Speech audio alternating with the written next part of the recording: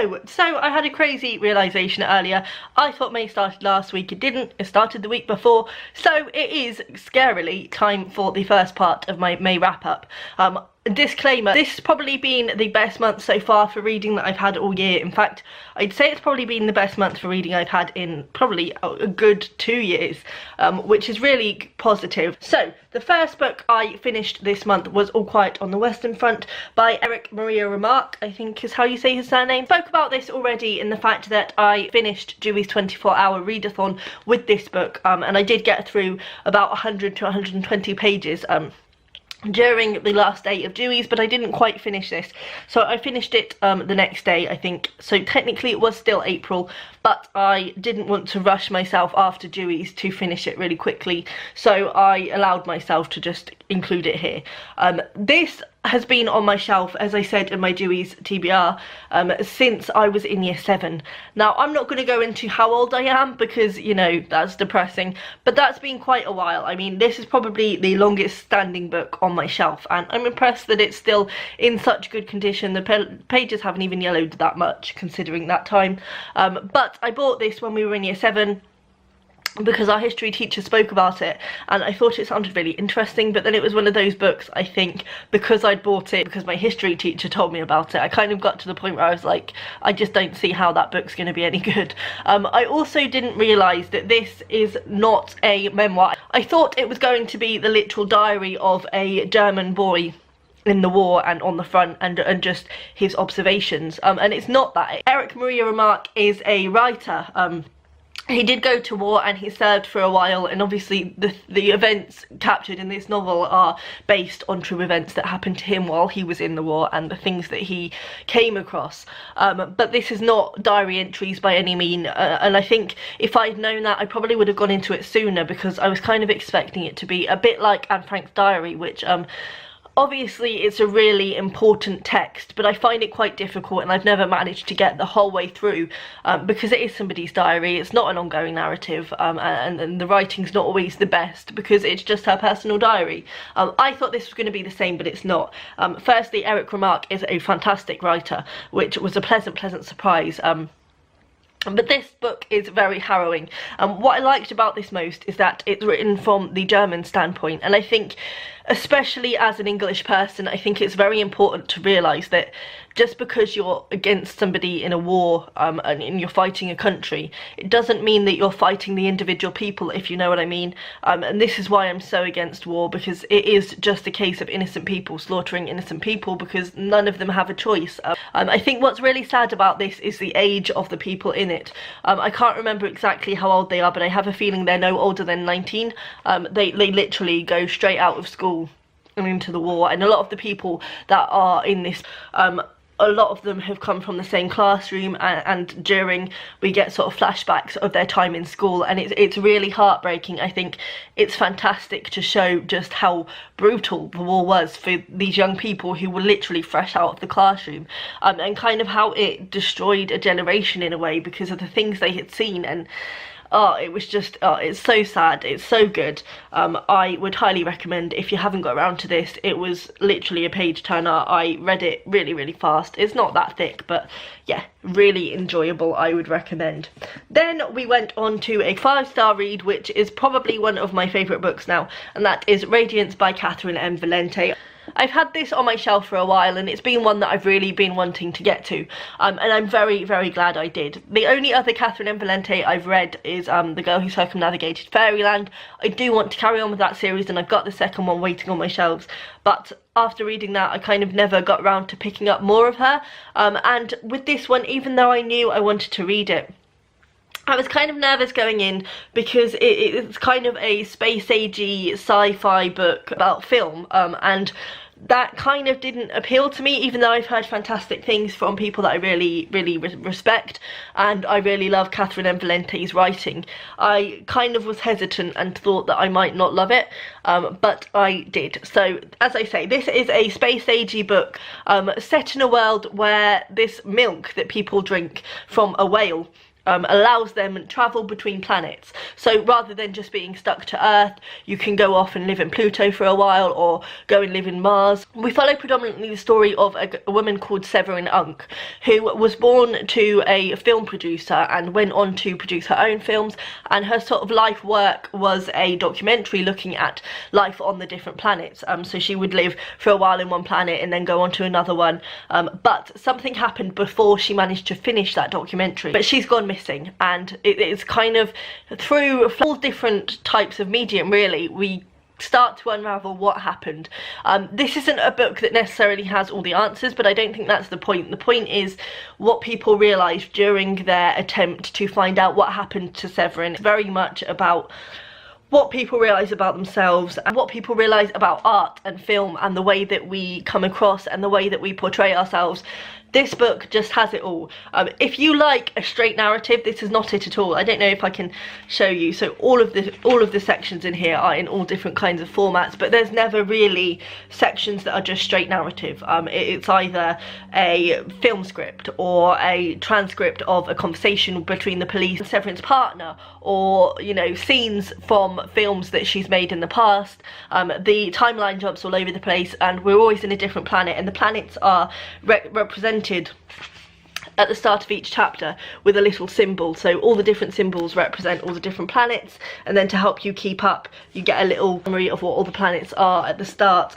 I just highly enjoyed this. I think it was fantastic. I think in a way it kind of was quite hard to get through because it's not just straight narrative, it's not your typical book, and I did find that it was kind of difficult to pick up. I had to wait until I had some time to really dedicate to it, but I just loved it so much. And as always with books that I love, I'm going to read you out a part, because I think the writing and the language used in this, you know, from the first chapter I was saying to my partner, this is going to be like one of the best books I've ever read. It was just so good. I didn't want to watch her, but I wanted to see her. The way you want to see an old friend or an ex-lover you hope is miserable without you. Picks her coffee and listens to her troubles. Make concerned faces and sympathetic mooing noises in all the right places while she gets bitter and hot as the coffee. But all the while you're sizzling with excitement, your heart's champagne burn. Her sorrow tastes fantastic. It's a sorrow for savouring, and when she wants to spend her despair in your bed, you'll say no, and that'll taste fantastic too. So, you know, all of it is like that. There's not probably a sentence in here that doesn't have some beauty to it, and I would recommend it. As I say, it's not for everyone, and I can see why it's not for everyone, but if you don't mind novels that experiment a little bit, it's not overly unreachable, it's just very different, but if you don't mind a bit of experimentation in your literature, I would highly recommend this one. Then I kind of had this urge this month to gain new information. I don't know. I think it's because for the past 2 years I did a challenge where I read a non-fiction every month, and this year I have scrapped that, and I am glad that I've scrapped the need to do that. But it's been a good few months since I've read a non-fiction, and I was kind of craving a bit of non-fiction factuality. So I picked up this book, which is The Greek and Roman Myths, A Guide to the Classical Stories by Philip Matizak. Might have completely just murdered that surname, but that's what it looks like to me. I picked this up more because I wanted to do a bit of research. A lot of the authors that I love are based around mythology, and like Jeanette Winterson, you know, all her stories go back to myth. And sort of play on mythology, and I've always found the myths fascinating, and I've always hoped that I could put them into my own literature in some way. But I didn't know that much about Greek myths, other than, you know, the things that everybody knows, like Atlas with the world on his shoulder and Pandora's box and things like that. So I wanted to get a bit more into them. Now, I think Greek mythology is one of those difficult topics that I suppose when you're a child it's kind of given to you as though it's like a Bible, like Bible stories, like you can get them all in one place and one neat little volume, and then they're all there and then you can learn them. Obviously Greek mythology is much more expansive than that, and it's so huge that I think to get a grasp on everything from one book is a tall ask. It's a tall ask. This did a really fantastic job though. It doesn't go overly into the individual myths. It just looks at the gods and the demigods and the mythical creatures, and things like that. It does brush on some of the individual myths, but for the most part it manages to take quite a wide view. For me, I kind of wanted to go more into the individual stories, but I think I can understand why that didn't happen in this book, because it just would have got too much and too confusing.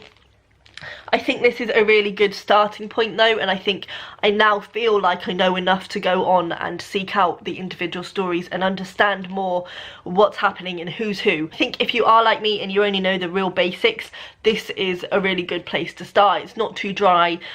When I was reading it, I really enjoyed it. I couldn't put it down. It kind of adds a sense of humour and a comic value to the writing, which on the Goodreads reviews a lot of people said that other books that they've picked up like this have been very dry and kind of textbook, and that they didn't get on with that as much, and this does not do that. It's very readable and it's very enjoyable. It's shocking how much of our society comes back to Greek mythology. It's just crazy, but I would highly recommend this if you're looking for a place to start. And then I finished with the second 5-star read of this half of the month, which, you know, I've been struggling to have any 5-star reads for months, so to have 2 in the first half of a month is really spectacular, and that is The God of Small Things by Arundhati Roy. Now, I'm not going to lie, I hated this book when I started it. No, okay, hate is a strong word. I think it frustrated me because I could see how good the writing was. It was phenomenal. Every sentence was phenomenal. But in the first 100 pages, and it was literally at the 100-page mark that this switched for me completely. But for the first 100 pages, it almost threatens to be overwritten. Like, every sentence is either a metaphor or a beautiful description. You know, the wall isn't just the wall, it's the beautiful yellow flourishing wall or whatever. Like, it threatened on being so well written that it was just overwritten. I think sometimes simple is best, especially in literature. I think sometimes just calling a spade is the best chance that you have of especially capturing the reader in the first pages of the book. That's not what really irritated me. What really irritated me was the fact that the chronology in this book is kind of shot. It's completely shot. I don't know what they were thinking. So especially in the first 100 pages, it's kind of a book of transgression after transgression. So you have the sort of central narrative, I suppose, of these 2 twins, Esther and Rahel, who have returned home to their family home in their 30s, and you can tell obviously that something's happened that sort of drew them away from their home when they were quite young, and this is their coming back and becoming reunited. So you get that in the first pages, but then as soon as you get hold of that narrative and you're like, right, I know what this book is about, you then have a flashback. And then within that flashback, you have other flashbacks. And within that flashback, you might meet another character and then you'll flash onto their lives. So it's like 4 flashbacks in one. And I don't think that is ever a good thing. So even though the writing was beautiful in the first 100 pages, sometimes too much so, but it was beautiful, I was so frustrated because I could see how good this book could be. But it was just too many flashbacks. But as I say, at the 100-page mark, we come to a kind of pivotal moment in the plot, which then, from then on, things are much more straightforward. Now, I would say this is a book that you need to focus your full attention on, because the narrative still jumps around a fair lot, and I don't know whether it was completely necessary. I think this is a plot that doesn't necessarily add anything from being all over the place. I think it could have been quite straightforward, or perhaps just with one stream of flashback, and it would have been absolutely fine. But that said, I still adored this, even though this sounds like a negative review. It is not. It was a 5-star read for me. I loved it. Every page just blew me away. I have forgotten to give you a real summary of this. So basically, this, as I say, follows predominantly 2 twins called Esther and Rahel, living in India, and obviously in India it's more typical to live with extended family all in the same house. So they live in a house with their grandparents, their aunt and uncle and their mum. So it kind of becomes a bit of a family saga, but basically the predominant storyline that drives the whole book is the fact that their cousin Sophie Moll came to visit them from England, and she died. We don't know why to start with. Obviously the mystery unravels, and within that we follow the struggles of the twins, the struggles of society. There's a lot of talk about communism and the rise of communism in here, and it just discusses a lot of things, and ultimately it's just phenomenal. I would highly recommend this if you're willing to put the work in. It's not a book that gives itself to you, and the beginning is really very difficult because you're trying to adjust to the style, and as I say, I think it could have been done with being straightened out a lot. I think there's no real need for the chronology to jump as it does, and I certainly don't think that a flashback within a flashback within a flashback is ever a good literary device. But the fact that it still managed to be a 5-star read for me, and it managed to win the Man Booker, is a testament to the fact that this book overcomes that issue fantastically. And where Radiance changed my life a little bit, this just astounded me. It was difficult, it's not a happy book, the ending is really devastating, but I like an unhappy ending, so that suited me. If you don't like an unhappy ending, perhaps leave this one alone, but if you don't mind, then I would highly recommend. So that is everything I've read in the first half of May. Please let me know down below what you've been reading, and I will see you next time. Bye.